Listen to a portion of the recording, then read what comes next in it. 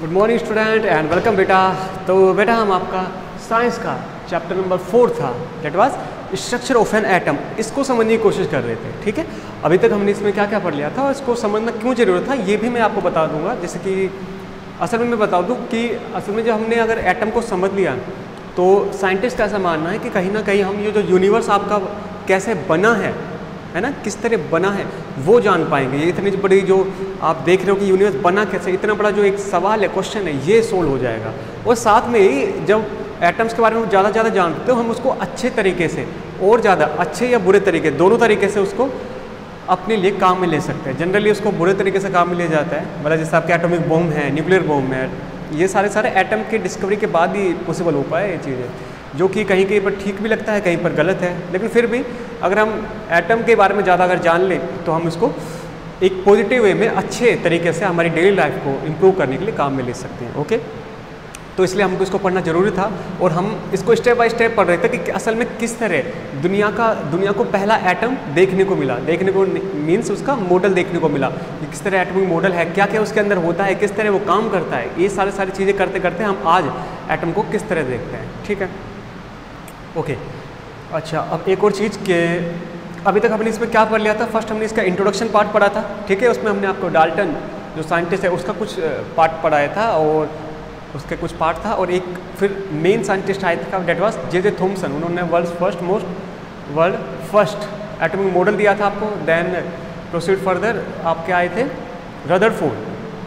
Rutherford को father of nuclear physics पे बोला जाता है, रीजन आपको पता है। ठीक है, इसके बाद आपको आया था नील्स बोर और बरी एक साइंटिस्ट थे। उन्होंने साथ में ही अपनी डिस्कवरीज को आगे बढ़ाया और उन्होंने आपको एक असल में एटम किस तरह काम करता है, उसके अंदर क्या क्या स्ट्रक्चर होती है, इलेक्ट्रॉन कहाँ पर रिवॉल्व करते हैं और कहाँ पर मिल सकते हैं, कहाँ नहीं मिल सकते, ये सारी चीज़ आपको बना करके दी उन्होंने। अब उसके बाद फाइनली हमको बस 4 टॉपिक बचे हैं इस चैप्टर में आपके, उसके बाद ये चैप्टर भी फिनिश हो रहा है। छोटा चैप्टर, ज़्यादा कुछ था नहीं इसमें, जस्ट स्ट्रक्चर ऑफ एटम। ठीक है, तो एक एक करके उठा लेते हैं, छोटे छोटे टॉपिक है। First we talk about atomic number. अच्छा जी,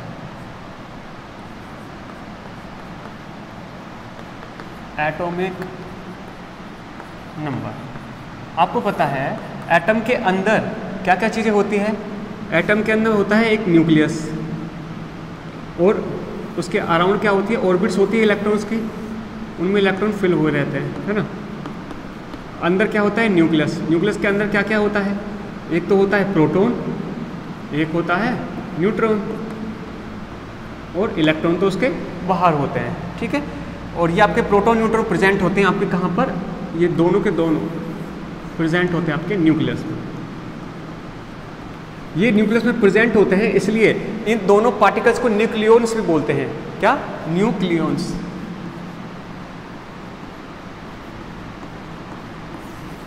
इन दोनों पार्टिकल्स को, ठीक है, क्योंकि आपके प्रोटॉन न्यूट्रॉन न्यूक्लियस के अंदर प्रेजेंट होते हैं, इसलिए इन दोनों पार्टिकल्स को कंबाइंड फॉर्म में न्यूक्लियॉन्स भी बोलते हैं। जब भी कोई हम न्यूक्लियॉन्स बोल रहे हैं तो न्यूक्लियॉन्स से मीन्स आप प्रोटॉन और न्यूट्रॉन की बात कर रहे हो, ठीक है, ना कि इलेक्ट्रॉन्स की। इलेक्ट्रॉन न्यूक्लियस के बाहर होते हैं, इसलिए हम उनको न्यूक्लियस के अंदर इंक्लूड नहीं करते हैं। अच्छा, लेकिन बात करनी है हमको एटॉमिक नंबर की। एटॉमिक नंबर असल में क्या होता है, एटॉमिक नंबर आपको ये बताता है कि किसी भी एटम के अंदर कितने नंबर ऑफ प्रोटॉन है। बस नंबर ऑफ प्रोटॉन ही होता है आपका एटॉमिक नंबर, और ये आपका जेड जो सिंबल होता है इससे दिखाया जाता है। ठीक है, किसी भी एटम के अंदर नंबर ऑफ प्रोटॉन कितने प्रेजेंट है वही होता है असल में उसका atomic number. For example hydrogen एक एटम है, हाइड्रोजन के अंदर खाली एक प्रोटॉन होता है, इसलिए हाइड्रोजन का एटॉमिक नंबर आप लिखते हो 1। ठीक है, लेट्स से ऑक्सीजन जो होता है, ऑक्सीजन के अंदर 8 प्रोटॉन होते हैं, है ना, 8 प्रोटॉन होते हैं, इसलिए इसका जो एटॉमिक नंबर, अब मैं सीधा डायरेक्ट जेड से दिखा दूँ, इसलिए इसका एटॉमिक नंबर 8 होता है। जितने नंबर ऑफ प्रोटॉन प्रेजेंट होते हैं किसी भी एटम के अंदर वही उसका एटॉमिक नंबर बताता है। ठीक है, नंबर ऑफ प्रोटॉन बताता है आपको atomic number.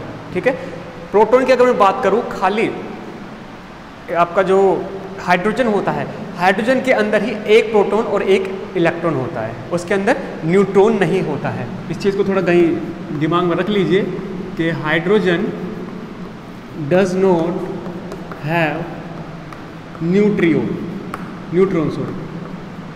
Hydrogen does not have neutron. ये चीज़ को आप याद रख लीजिएगा।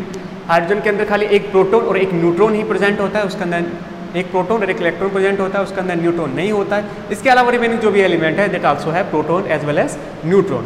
ओके, तो ये ऑक्सीजन की बात हो गई। जैसे आपका कार्बन है, कार्बन के अंदर 6 प्रोटॉन होते हैं, 6 प्रोटॉन होते हैं, तो उसका जो एटॉमिक नंबर है जिसको जेड से शो करते हैं वो भी हो जाता है उसका 6। ठीक है, number of proton is equal to atomic number. Next है आपका मास नंबर। मास नंबर क्या होता है? किसी भी एटम के अंदर, किसी भी एटम के अंदर, इसको मैं हटा देता हूं,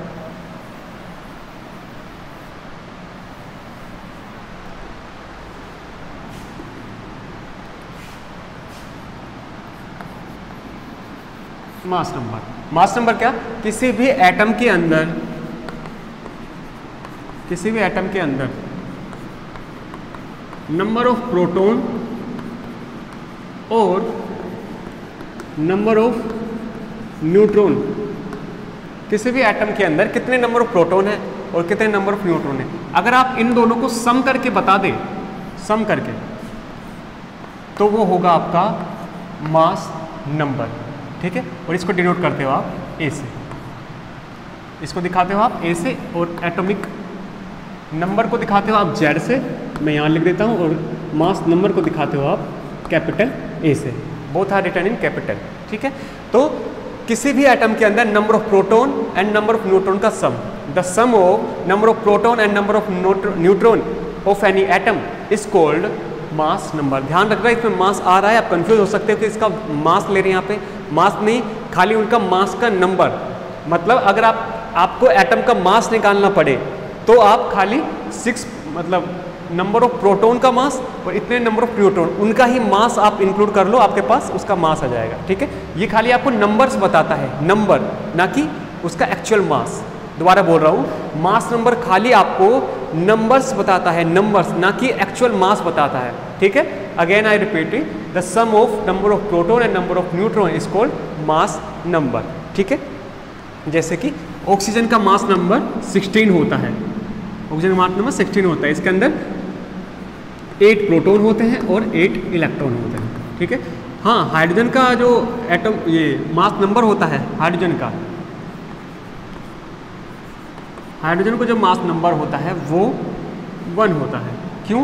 क्योंकि इसके अंदर खाली 1 प्रोटॉन होता है। आपको पता है ना, जैसे मैंने अभी बताया, इसके अंदर न्यूट्रॉन नहीं होता है, इसलिए इसका इसलिए इसका एटॉमिक नंबर भी 1 होता है, इसका मास नंबर भी 1 होता है। ऐसे ही आपका कार्बन, कार्बन के अंदर 6 प्रोटॉन होते हैं और 6 न्यूट्रॉन होते हैं, इसलिए कार्बन का जो मास नंबर होता है वो होता है 12। आपकी एक बुक में टेबल दी हुई है, लास्ट चैप्टर में हमने वो पढ़ी थी। ठीक है, और मैं और प्रोवाइड करवा दूंगा आपके इस चैप्टर में, अगर नहीं है तो मैं एक आपको एक टेबल दे दूंगा जिसके अंदर एटम्स के एलिमेंट जो है उनके मास नंबर और एटॉमिक नंबर दोनों साथ में लिखे रहेंगे। ठीक है, और मैं चाहता हूँ कि आप बीच में नहीं बल्कि रेगुलरली बुक को खोलते रहे, बुक को उसमें से पढ़ने की कोशिश करें, तो उसमें काफ़ी सारी एक्स्ट्रा चीज़ें दे रखी है। ठीक है, जैसे आपकी टेबल्स वगैरह है, उनको हम जैसे हम पूरी टेबल्स नहीं बना सकते। ठीक है, आपकी बुक में है और भी आप काफ़ी सारी चीज़ें मिलेगी, तो मेरे हिसाब से आप आदत डालिए कि आप बुक से ही सीधा स्टडी कर पाओ। ओके, तो ये हो गया आपका mass number, the sum of proton and sum of neutron of any atom is called mass number. ठीक है, सिंपल, ज़्यादा कुछ है नहीं इसमें, इसको भी हटा देते हैं। नेक्स्ट काफ़ी इंटरेस्टिंग चीज़ आ रही है, वो है आपका आइसोटोप्स। व्हाट इज आइसोटोप्स, इसको भी देख लेते हैं। ये भी ज़्यादा कुछ खास है नहीं, लेकिन हाँ ये इंपॉर्टेंट बोलते हैं। आइसोटोप्स क्या होता है भाई? देखिए, कुछ ऐसे एटम्स होते हैं, एलिमेंट्स के कुछ ऐसे एटम्स होते हैं विच हैव एटम्स या फिर एलिमेंट्स या atoms which have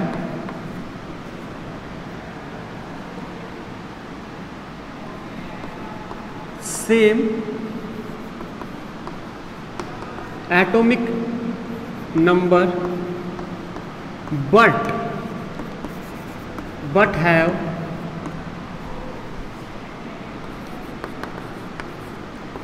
but have different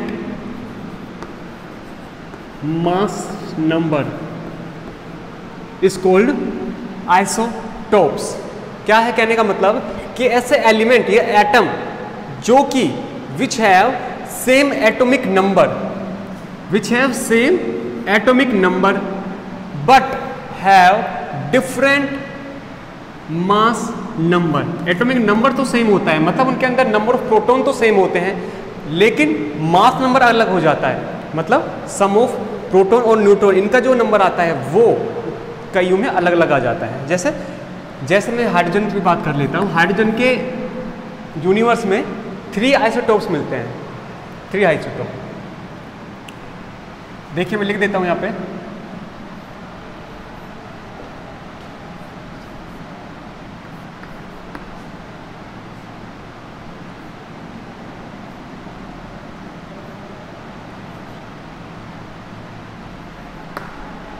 One second.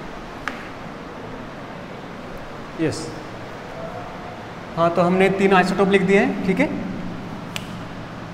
चलिए इनके नाम भी लिख देता हूँ मैं साथ में ही। Protium, deuterium, tritium.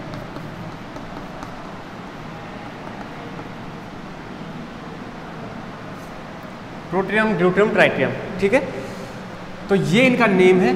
इसके अंदर क्या है, हाइड्रोजन के 3 आइसोटोप्स होते हैं। इसके अंदर एक प्रोटॉन है, ठीक है, इसलिए इसका मास नंबर भी 1 हो गया, ठीक है। इसके अंदर एक प्रोटॉन है, सॉरी इसको देखिए, इसके अंदर एक प्रोटॉन है और एक न्यूट्रॉन है। क्या इसके अंदर एक प्रोटॉन और एक न्यूट्रॉन, इसके अंदर एक प्रोटॉन और 2 न्यूट्रॉन, और इसके अंदर क्या है, खाली 1 प्रोटॉन और 0 न्यूट्रॉन, मतलब इसके अंदर न्यूट्रॉन नहीं होता है, इसलिए इसको लिखने की जरूरत भी नहीं है, ठीक है।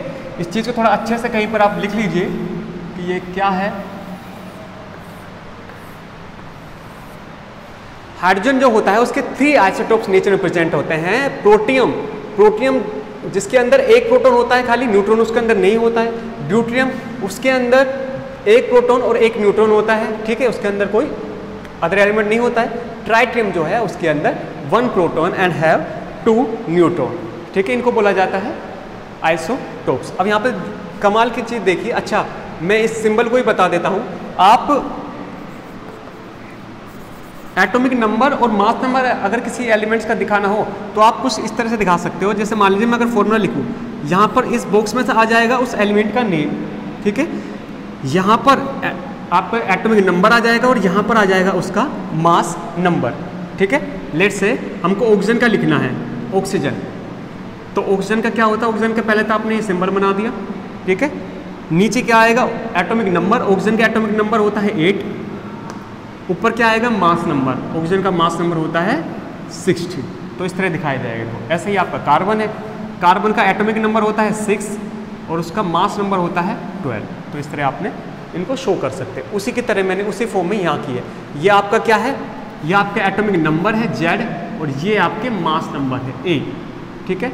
अगेन जैसे ये आपका एटॉमिक नंबर Z और ये आपके मास नंबर, ये मास नंबर, ये आपका एटॉमिक नंबर, ठीक है।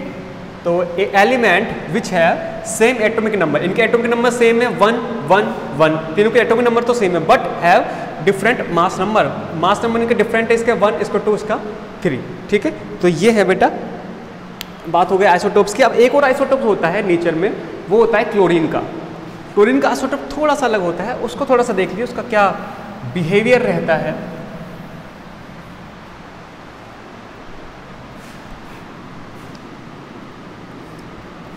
क्लोरीन जो होता है, क्लोरीन उसके 2 आइसोटोप्स मिलते हैं आपको, ठीक है। एक का तो मास नंबर होता है 35 और एक का मास नंबर होता है 37, है ना। अच्छा, मैं खाली मास नंबर की बात कर रहा हूँ। एक का मास नंबर 35, एक का मास नंबर 37। अब मेन पॉइंट ये है कि हम माने किसको, क्योंकि ये ना कंबाइंड फॉर्म में मिलता है। कंबाइंड फॉर्म में कहने से मतलब कि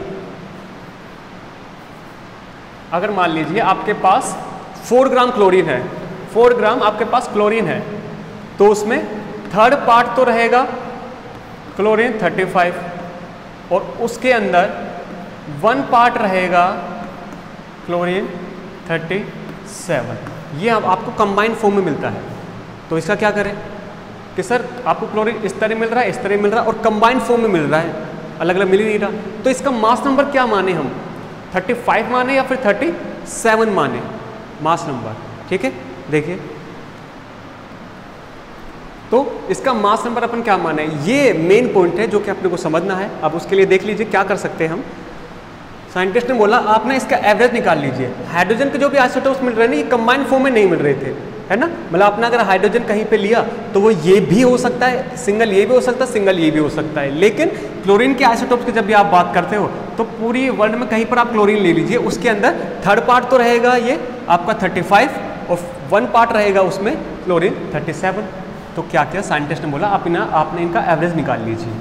एवरेज कैसे एवरेज निकाल सकते हैं, जब कि थर्ड पार्ट मिलता है तो अगर 100% में से निकाले तो थर्ड पार्ट हो जाएगा 75। 75% कौन सा मिलता है, क्लोरीन 35 प्लस 37%, सॉरी क्लोरीन 37 मिलता है आपका 1 पार्ट, यानी कि अगर 100% में से लगा रहे हैं ये 75 हो गया तो ये हो गया आपका 25% मल्टीप्लाई बाय 37 उसका नंबर। जब आप इसको सोल्व करोगे तो आपको मिल जाएगा 35.5। क्या मिल जाएगा आपको, 35.5। अब जब भी आपको क्लोरीन के मास नंबर की बात करनी है, क्लोरीन का मास नंबर, तो अब लिखोगे आप 35.5। 35 इसका मतलब ये नहीं है नेचर में आपको इस फॉर्म में मिलता ही है। मतलब नेचर में अब आपको एक अलग तरह का क्लोरीन मिलेगा जिसके अंदर आपको फ्रैक्शन में, मतलब पॉइंट्स में आपको उसका मास नंबर मिलेगा। नहीं, इसका मतलब ये नहीं है। इसका मतलब ये है कि क्लोरीन जो आपको मिल रहा है वो आपको कंबाइंड फॉर्म में मिल रहा है, थर्ड पार्ट और 1 पार्ट। लेकिन जब हम इसकी कैलकुलेशन करेंगे, मतलब हम ये पता लगाएंगे कोई भी रिएक्शन हो रही है इसमें कितना कंपाउंड फॉर्म होगा, तो आप जो कैलकुलेशन करोगे वो आप 35.5 लेकर कर सकते हो। इसको कहने का मतलब बस इतना है, ठीक है। इसका मतलब ये नहीं कि नेचर में आपको फ्रैक्शन में मिलता है। फ्रैक्शन में असल में मास नंबर फ्रैक्शन में कभी भी हो ही नहीं सकता, पॉसिबल ही नहीं है। इस चीज़ को थोड़ा आप यहाँ पर रख लें, ठीक है। मास नंबर फ्रैक्शन में नहीं हो सकता। और अगर ये भी आ रहा है तो असल में एक्चुअल इसके पीछे कहानी बता दी मैंने। इसका कहने का मतलब क्या है कि क्लोरीन इतने पार्ट ये मिल रहा है, इतने पार्ट ये मिल रहा है, और कैलकुलेशन करते टाइम ले सकते हो आप ये, क्योंकि इसका मास नंबर फ्रैक्शन में मिलने का मतलब है कि आपको आधे आधे मिल रहे हैं। आधे आधे मतलब आपको किसी भी एटम के अंदर ऐसा सुना है कि किसी इसके अंदर ना 1.5 प्रोटॉन है, 1.5 प्रोटॉन है, 2.5 प्रोटॉन है इसके अंदर, या फिर 1.5 इलेक्ट्रॉन है, 2.5 इलेक्ट्रॉन है, 4.5 इलेक्ट्रॉन है। ऐसा कभी भी सुनने को नहीं मिलेगा। क्यों? क्योंकि नेचर में ये पॉसिबल ही नहीं है। या तो आपको एक सिंगल प्रोटॉन मिलेगा, एक कंप्लीट प्रोटॉन मिलेगा, या फिर नहीं मिलेगा। ऐसे या तो आपको एक न्यूट्रॉन मिलेगा या फिर कंप्लीट नहीं मिलेगा। सेम वाइज या तो आपको एक सिंगल इलेक्ट्रॉन मिलेगा या फिर सिंगल इलेक्ट्रॉन नहीं मिलेगा। ऐसा नहीं कि आपको हाफ इलेक्ट्रॉन मिल गया या फिर आपको हाफ प्रोटॉन मिल गया, ऐसा कभी पॉसिबल नहीं होगा। ऐसा पॉसिबल ही नहीं पूरी यूनिवर्स में, ठीक है। तो मैं चाहता हूँ इस चीज़ को आप रख लें ध्यान से। और ये है आपका आइसोटोप्स। आइसोटोप्स थोड़े से एक अलग कहानी है। जैसे आपका कोबाल्ट का आइसोटोप जो होता है उसका यूज़ आप कैंसर के इलाज में करते हो, ऐसे ही आपका यूरेनियम के एलिमेंट होता है, उसके आइसोटोप का यूज़ आप न्यूक्लियर वेपन बनाने में करते हो। न्यूक्लियर बॉम्ब सुना होगा आपने, ठीक है। उसमें आपका यूरेनियम का आइसोटोप्स होता है उसका यूज़ लिया जाता है, ठीक है। आपका ड्यूट्रियम इसको हैवी वाटर भी बोलते हैं, ठीक है, ड्यूट्रियम। और इसका यूज़ आप लेते हो न्यूक्लियर रिएक्टर, जो कि आपकी इलेक्ट्रिसिटी बनती है ना, इलेक्ट्रिसिटी कहीं कहीं पर न्यूक्लियर पावर प्लांट होते हैं, ठीक है। उसमें असल में जो आपको बता रहे हैं ना मैं, न्यूक्लियर ये रिएक्शन होती है या फिर न्यूक्लियर आपने जो वर्ड में बोल रहा हूँ, वहाँ पर आपके एटम के अंदर जो न्यूक्लियस होता है इसी को एक बड़े अच्छे फॉर्म में, मतलब काफ़ी एक कंट्रोल फॉर्म में उससे एनर्जी रिलीज़ की जाती है, पैदा की जाती है, और उसका यूज़ आप इलेक्ट्रिसिटी बनाने में करते हो, ठीक है। वहाँ पर जो आपकी एनर्जी बन रही है किसकी वजह से, न्यूक्लियस की वजह से, उस एनर्जी को कंट्रोल करने के लिए लेते हो आप ड्यूट्रियम का यूज़, ठीक है। तो ऐसे काफ़ी सारे आइसोटोप्स हैं जिसका यूज़ आप आपकी डेली लाइफ को इजी करने के लिए कर सकते हो, ठीक है। तो ये आपके आइसोटोप की कहानी, ज़्यादा कुछ है नहीं इसमें भी।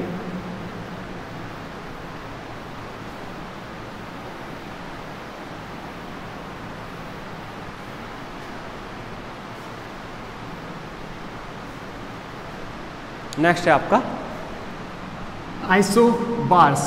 इसको इसको भी देख लेते हैं, छोटी सी चीज़ है, ज़्यादा कुछ है नहीं इसमें।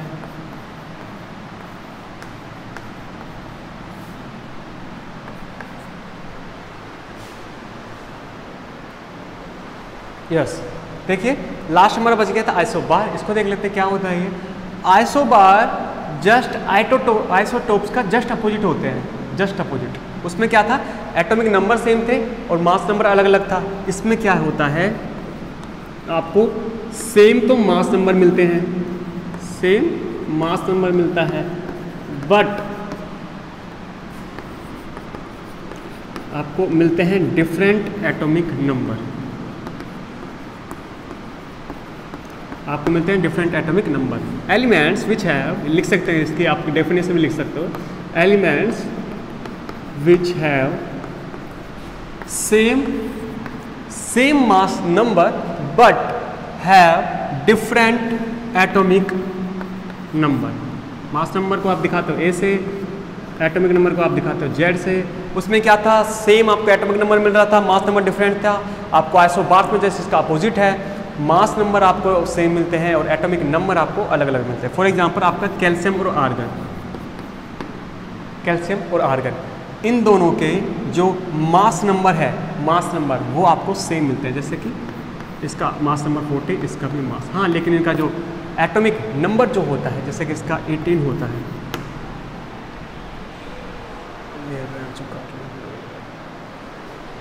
जी देखिए, जैसे आपका कैल्शियम है, कैल्शियम का कैल्शियम का मास नंबर 14 होता है और आर्गन का भी मास नंबर 14 होता है, लेकिन इसका जो एटॉमिक नंबर होता है वो 18 होता है और इसका होता है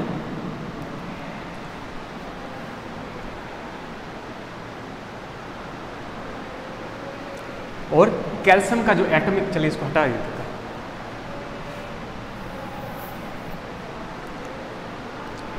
ठीक है, ये हो गया आपका आइसोबार। और अगर एग्जांपल की बात करें, एक सिंपल से एक एग्जांपल ले लीजिए, वो है आपका, जैसे कि आपका कैल्शियम है और आपका आर्गन है। कैल्शियम का जो एटॉमिक नंबर होता है वो होता है 20, ठीक है, 20 होता है।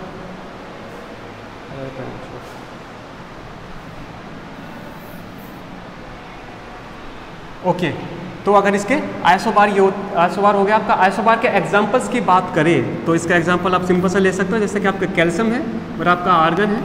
कैल्शियम का एटॉमिक नंबर 20 होता है, आर्गन का होता है 18, है ना। डिफरेंट एटॉमिक नंबर तो हो गए, लेकिन इनका जो मास नंबर आता है वो सेम होता है, इसका भी 40 और इसका भी 40। तो अगर इसकी डेफिनेशन क्या हो जाएगी, ये अलग अलग एलिमेंट है, कैल्शियम में ये आर्गन है, तो मतलब different elements which have same mass number